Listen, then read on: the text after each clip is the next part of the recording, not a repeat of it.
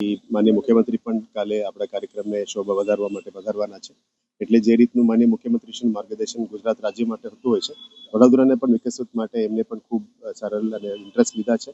એટલે આપણે કોન્ક્લેવમાં અધ્યક્ષ તરીકે સાહેબ પધારી રહ્યા છે અને વડોદરાની વિકાસ ગાથામાં આગળના દિવસોમાં શું શું જોઈએ એ આપણે થોડું સાંભળશે અને એ પણ કદાચ આગળ લઈ જવા માટે વડોદરાની આખા વિકાસ સ્ટોરી જે 2047 વિકસિત ગુજરાતનું વડોદરાનું શું રહેવું જોઈએ એ માન્ય મુખ્યમંત્રીશ્રીનું વિઝન છે.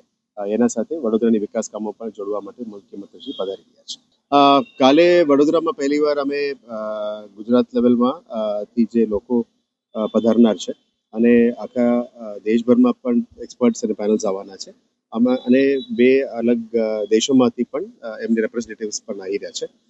આ પહેલી વખત વડોદરામાં ગુજરાત ઇનોવેશન અને ઇન્ફ્રાસ્ટ્રક્ચર સમિટ એટલે અર્બન કોન્ક્લેવની આયોજન કરવામાં આવી રહ્યા છે. આ અર્બન કોન્ક્લેવની મૂળ રીઝન આ છે કે વડોદરાની અંદર કેવી રીતે વિકાસ ગાથાને આગળ લઈ જઈ શકાય. અર્બન પ્લાનર્સ અને ખાસ કરીને એક્સપર્ટ્સ પ્રોફાઇલ એક્સપર્ટ્સ પણ જોડવાના છે. એમના ઓપિનિયનમાં વડોદરા કેવી રીતે ડેવલપ થવું જોઈએ, એમની સ્ટેક્સ શું છે, આ બધું સ્ટેક્સ અમે લેવાના છે.